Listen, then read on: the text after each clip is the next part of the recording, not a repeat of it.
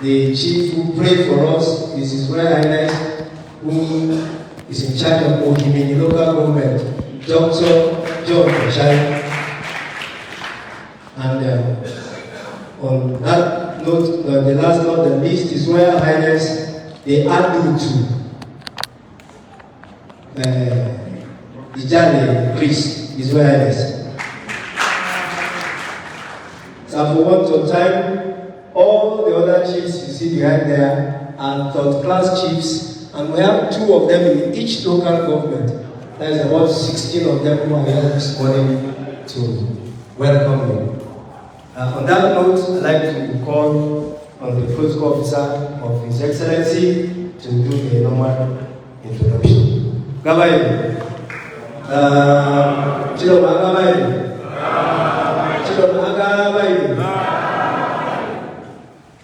Thank you. Chidoma Gabayi. Chidoma Gabayi. Chidoma Gabayi. Yeah, thank you so much. It's my pleasure to introduce the members of His Excellency's team that have come to pay this courtesy call on the Paramount Roller. He is the presidential candidate of NIE. We have directly here in Rabiu.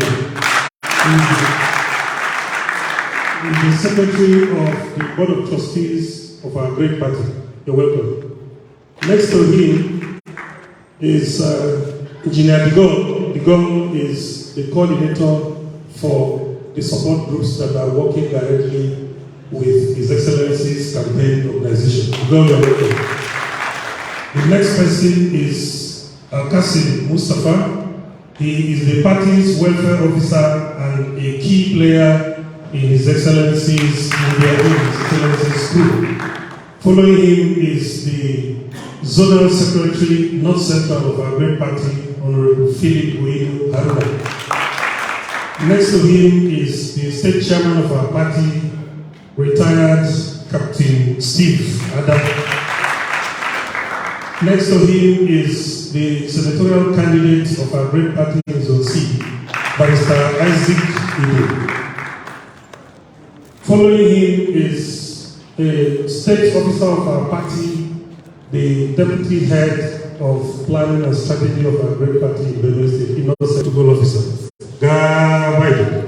Gabayi. Gabayi.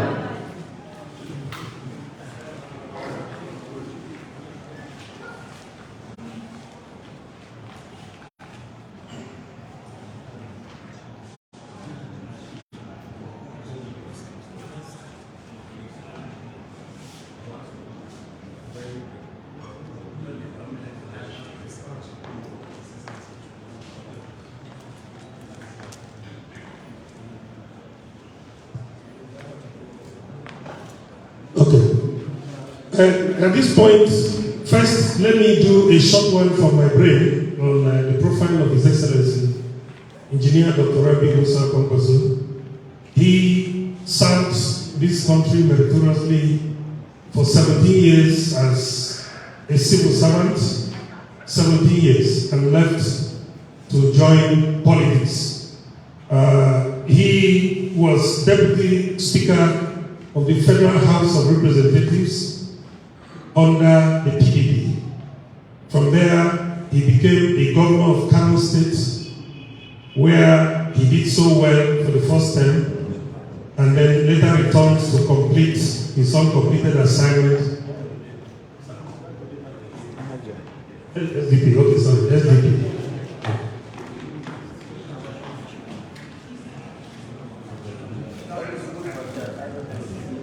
So he was 2 times governor of Kano State, 1999 to 2003, and then 2011 to 2015.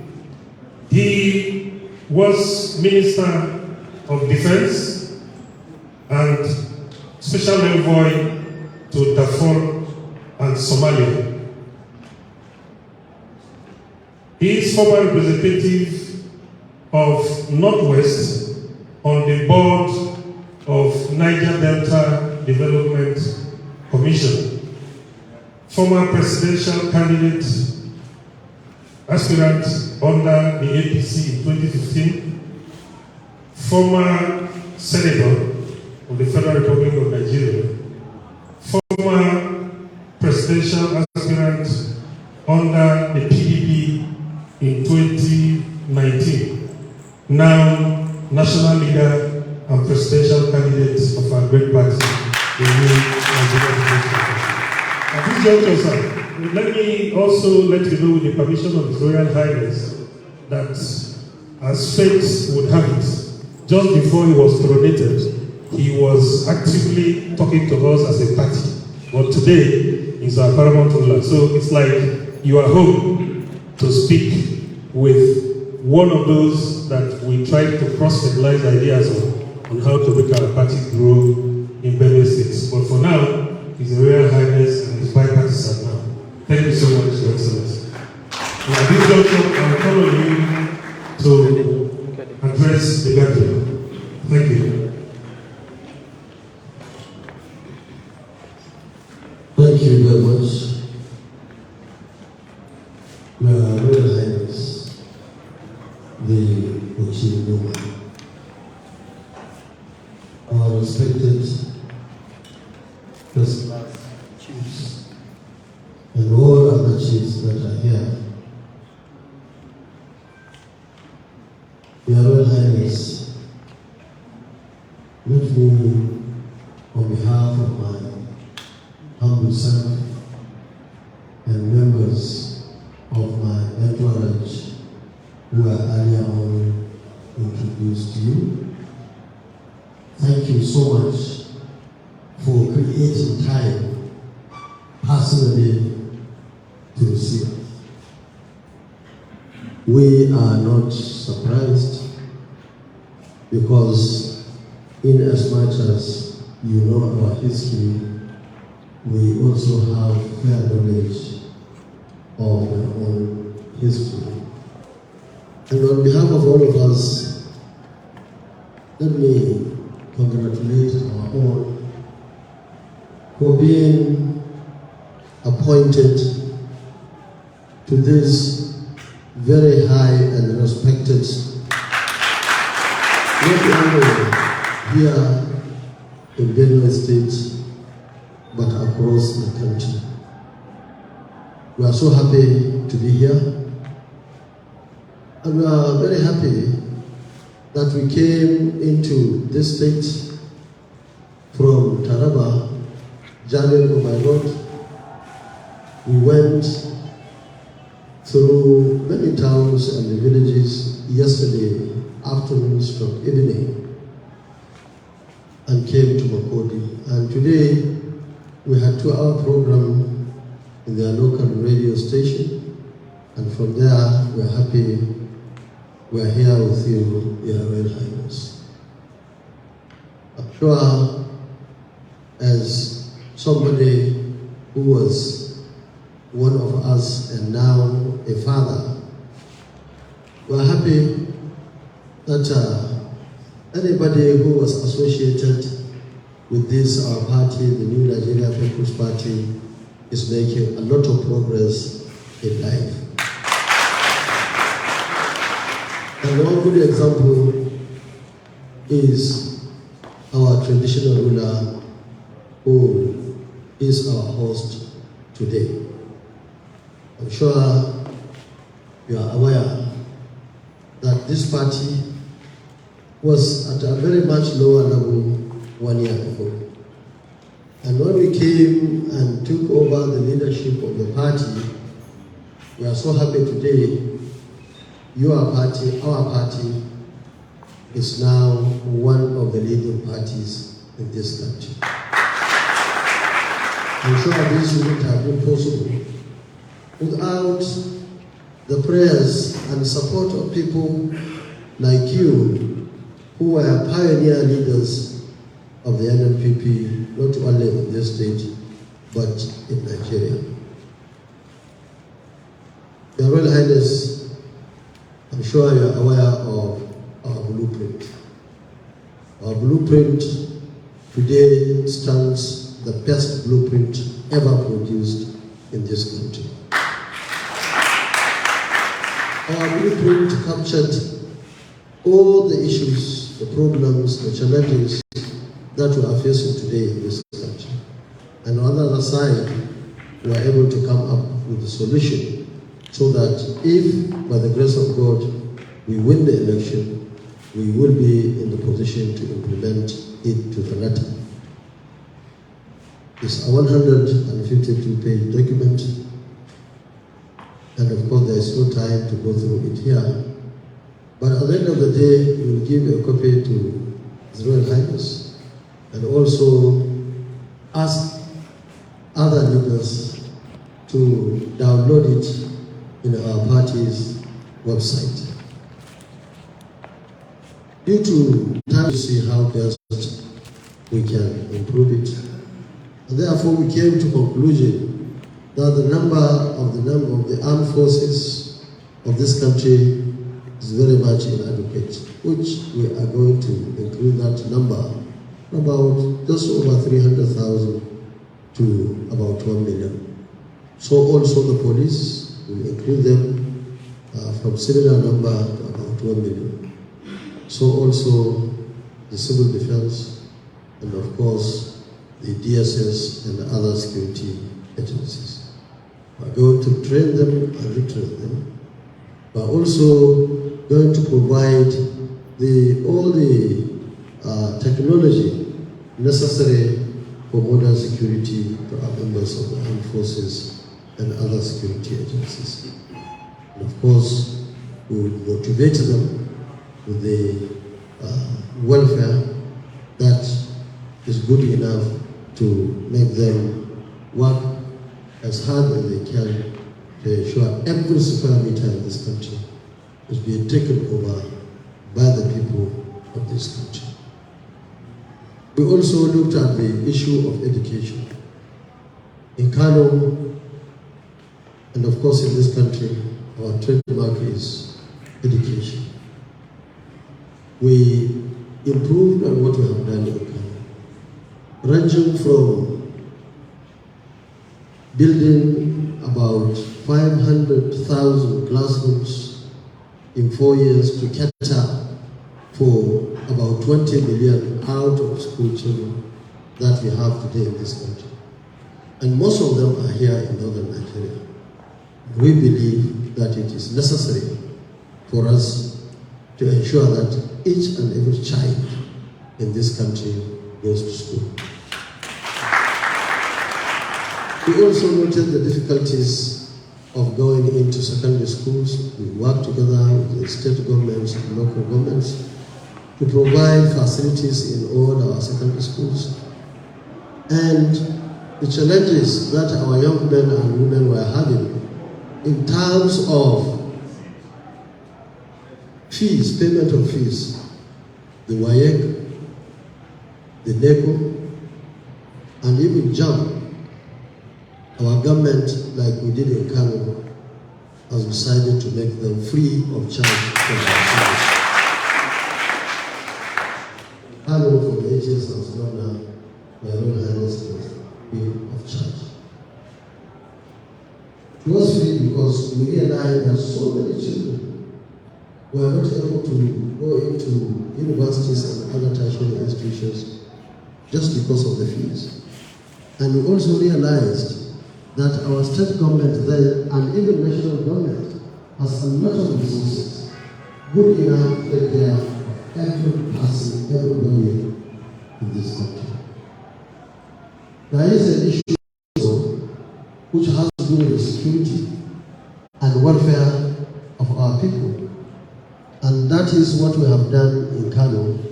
That is the community participation and orientation committees that we established in our local governments in Kano State. Now, under our administration, we decided to make committees, one each in the constituency of the councillor. Today we have about 8,809. And each local government, each ward will have that committee, and the committee consists of our guest speaker.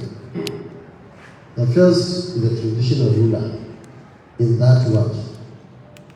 Second is the clergy or the chief imam, depending upon where that word is in this country. The representative of the PTA, representative of women, representative of youth, and so on and so forth. Of course, including chairman of our party in that ward and chairman of another senior party in that particular ward to ensure that the committee is by parties. The committee will be funded by the federal government directly through legislation. Because we have noted, like in Kano, we inherited so many schools that were dilapidated. And I'm the only candidate who has gone around in the last few months and went to every state, over 400 local governments, and we are still counting. And there was no local government that I visited that had no dilapidated buildings in all the primaries that I visited. Even on the road here, you will see good primary, but on the side of it, you will get dilapidated block or two in that primary school. So that was why we will not wait for local governments, we will not wait for even state government, even though we will guide them, we will work together with them, but we felt that there was need for this stopgap. It is a committee that I believe that for at least for the 4 or 8 years that will be in government will work together with the people. And that's a very good way of involving our traditional rulers in the wards, have similar committees in the local governments, similar committees in the state, and of course at national level, Sultan of Sokoto. We have done that in Kano and it was very successful. At the time I was living in government house in Kano, there was no one single dilapidated primary school or secondary in Kano State. And we used them to feed our children. For the 4 years I was governor, all our children were given lunch in primary school. At that time, every child in the primary school was given 2 sets of uniform every year. And of course, education from primary, secondary, and tertiary level in Kano was free of charge. Not only that, we opened opportunities in various tertiary institutions in this country. Especially, we selected 4 federal universities: Maiduguri University, Sumandanfodio University, Ahmadu Bello University, and of course, Al-Kalam University. And we built 300 bed capacity hostels and donated to them free of charge to help in educating our own students. And I'm happy to say that in addition to these universities that we directly supported, we built also 2 universities, one in 2001 and the other one in 2012. That's Kano University of Science and Technology and Northwest University, respectively. In addition to that, we selected private universities. Ordinarily, it will only be the sons and daughters of the rich. We selected Al-Kalam University in Katsina and sponsored 412 students in 4 years. We selected Bells University in Ogun and sponsored 300. So also in Median University, about 300. And Abti University in Yola, Adamawa. So all these universities were private universities that we selected the sons and daughters of Talakawas and Fenton. And I'm so happy that most of them graduated first class and second class upper after graduating from those universities. We also sponsored over 3,000 young men and women of Kano State, those who are residing, not indigenous. We don't, in the scholarship, there was nothing like the indigenous. Those who qualified to go from Kano were sponsored. And I'm happy that all of them have completed their studies successfully. Some have remained there, some are back. Among them are 100 pilots, medical doctors, over 300 of them. Majority are female, who are doctors now in this country and even abroad. Engineers, lawyers, and so on and so forth. We can comfortably say that in terms of number of graduates and postgraduates in this country, Kano, at a stage, we were number one and all those had to do with the serious work that our administration decided to do in the education sector. We can go on and on education. We believe all those things are possible at national level. Of course, those who are familiar with Kano can easily remember the infrastructure that we are able to put. Kano now is one of the modern cities. In fact, if you subtract what federal government put in Lagos, I'm sure Kano will be number one in terms of infrastructure.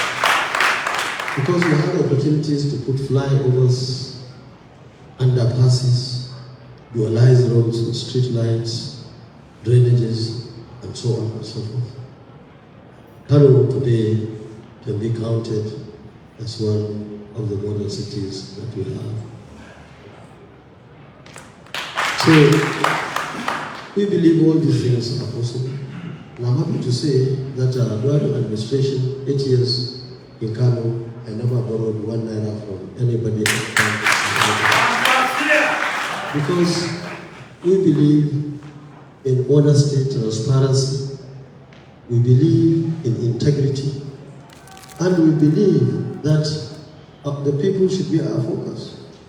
And we have done so much to the extent that if somebody says politics is a dirty game, Kwankwaso will laugh at him or her. Politics is a very clean game. We have worked over the years, from my days as Deputy Speaker of the House of Reps, of course not in PDP, in SDP in 1992. And coincidentally that time, 2 of Senate presidents that we had, the present chairman of PDP, Ayu was our first Senate president, and secondly, we had Ume, who is from this particular senatorial district, as our Senate president. So, we are so happy that you are here. We are so happy that we have seen your roads. We are very lucky or happy to have seen the dilapidation in the infrastructure that we have in this part of the country. We are also happy that we have seen the level of poverty in this part of the country like all other parts that we visited. You could see it from the housing, you could see it from even dressing, you could see it from almost everything. And we believe that Nigeria should be a better place for all of us. We are also lucky that this party, because you were the first managers, when I say you from Benue State, I could see how our logo is a basket of fruits or food in the center of this country. So in a way, no matter how you look at it, NNPP is certainly a party for this kingdom. It's a party for Benue, and of course it's a party for all of us in this country. Your Royal Highness, I want to comfortably say that there is so much money in this country, a lot of money. But we don't have good managers. I have proved it in Kano. 8 years, first 4 years, inherited debt, paid the debt and left. 8 years after, I came back and made hundreds of millions of dollars debt. We exited, we settled the debt, and immediately I left. Now only God knows how much money Kano State government or the people of Kano are owing people across the world. Now it's just a matter of management. And not only that, today we are aware that our assets are just there for people to pick. Oil that we are producing 2.2 million barrels, now we hardly produce half of it. Or at least we hardly get the money of that value. Whatever is produced, some of the criminals that we have in this country and outside are always there to take it away. That's why we don't have enough resources.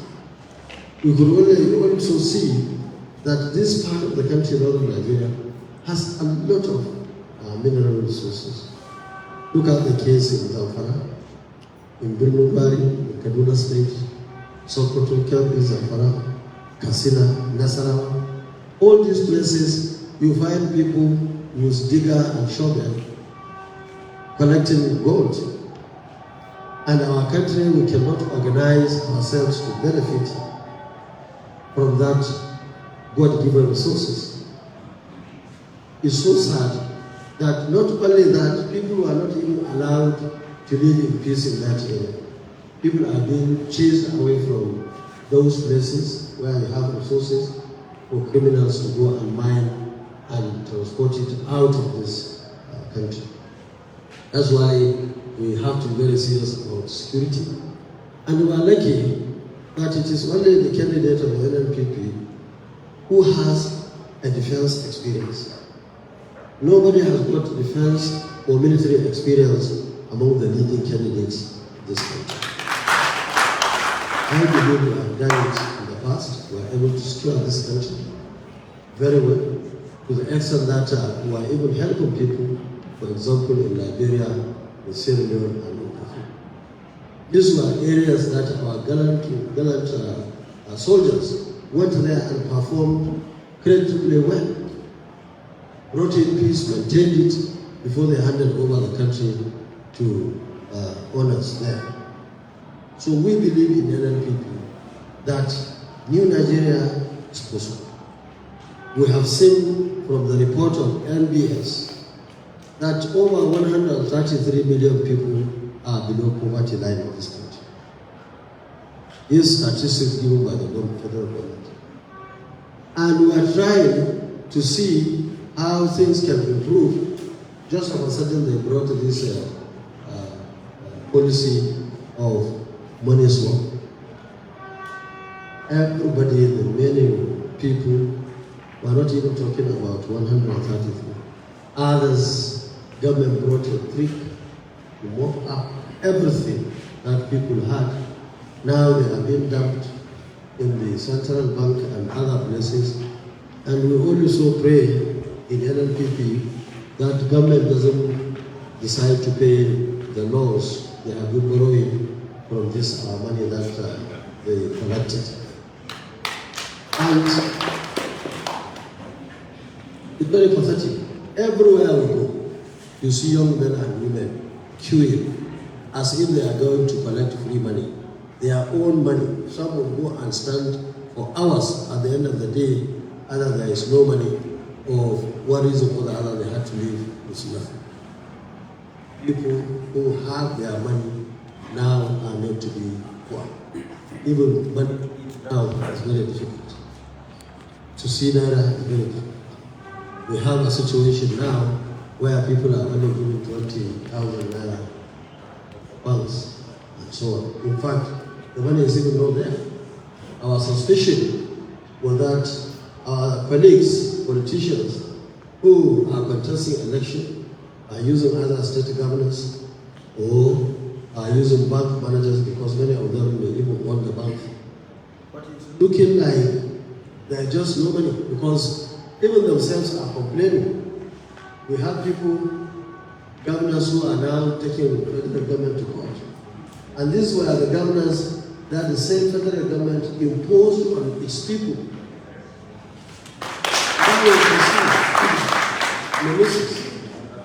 They are the ones shouting that, in fact, taking to the government, in fact, even calling president names. Now we are just watching. And we are telling our supporters that on the election day, Buhari says nobody should bring money, nobody should buy vote.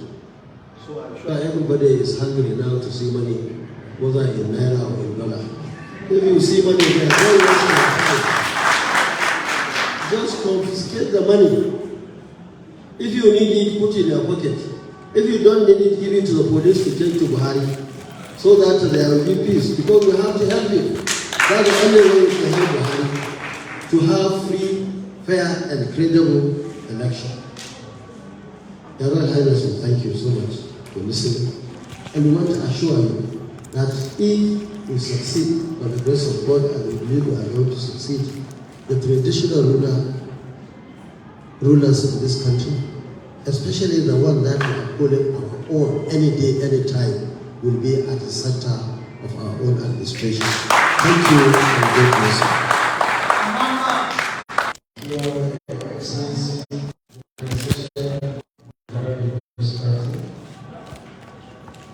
and here I see that new Idoma kingdom is possible.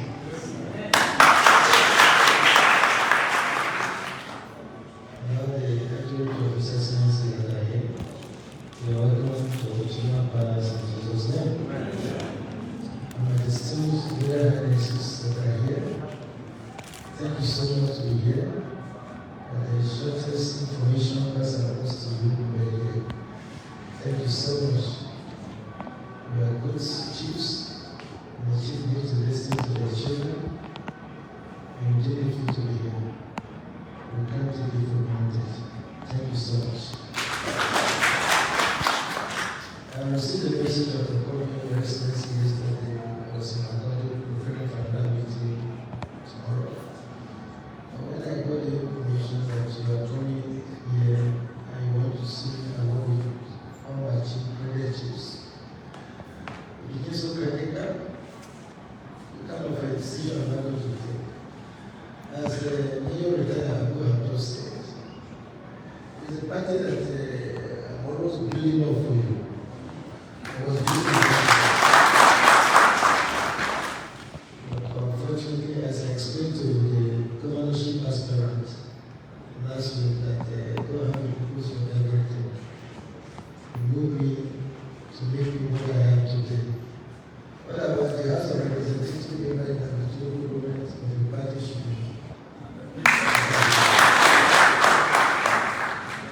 I works of the sun, right from the foundations of the world. God said that is not what it is sound. And that is why He brought me up to be what I am today. But I'm not to have so many people that are working with you on the Idoma kingdom. You have my son in your group. Powerful, rugged, intelligent man. You can do that.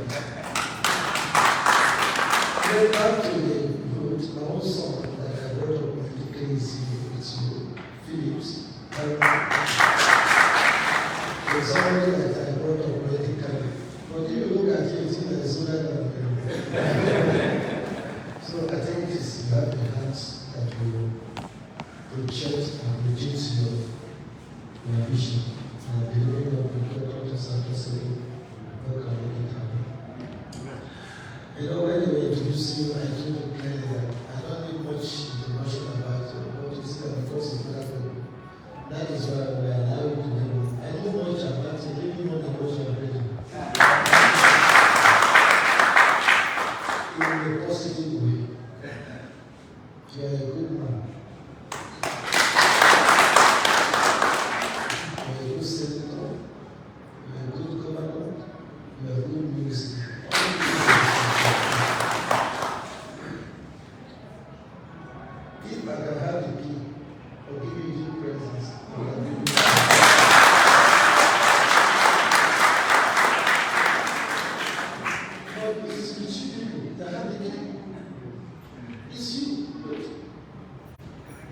He has told us, and the president has said, vote for who you know that you can deliver. About 5 of them, 6 of them are there. It's left for you to make a choice. The right choice, by the grace of God, we are going to be out of where we are. Make a difference because the kind of a destructive church, we are still going to wallow in where we are for the next how many years to come. We are to take our destiny in our hands.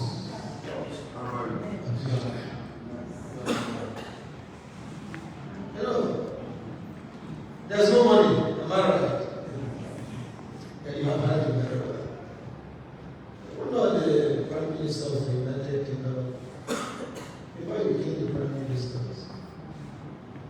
was doing for an interview. And one of the jurors asked him,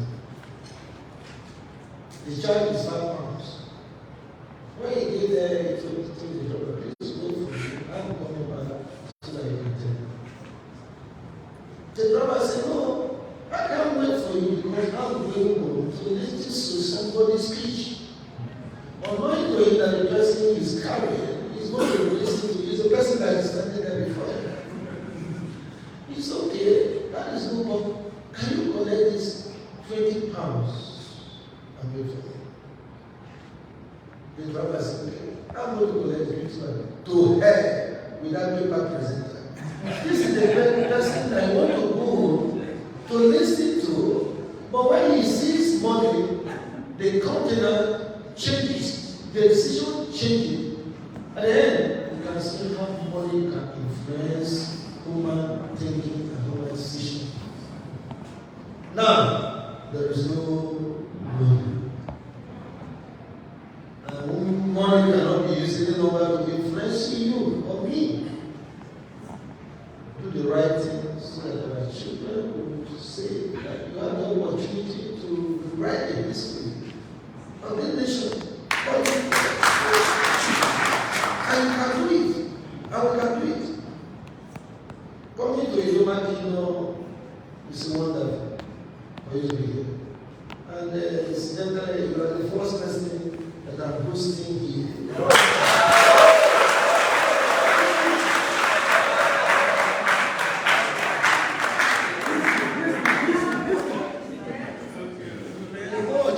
Was commissioned on 9th February. Just last week, Thursday. And we are here today. No wonder your party is new.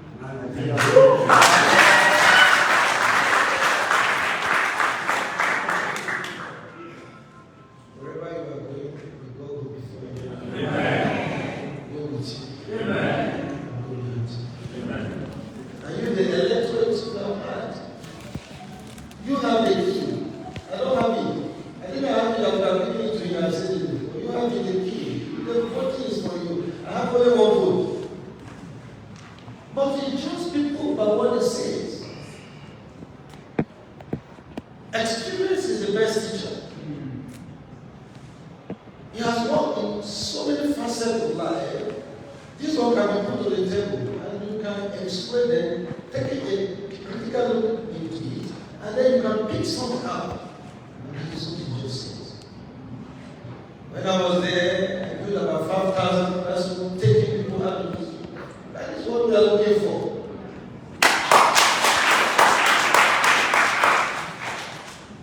Your Excellency, I hope you use those cars that have 4 legs. Before you come here, you enter. Airplane. No, you can't buy those. That is what I'm saying. You know, you have fallen. Yes. I think you see it. You like it.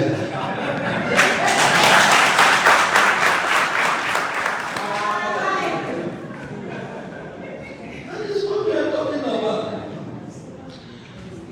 A nation can progress when they have a good networking. Have a stabilizing life. That is what moves. You have foods, produce on farming, and don't have road to take them into, who got spoiled on the road. The journey that would have taken you was about 15 minutes, you spend more than 3 hours. Those are the issues. So I'm talking to you now. You are my friend. You are to take a decision for you. And the decision can be taken through your vote. Am I right? Yes. I pray that this opportunity can go and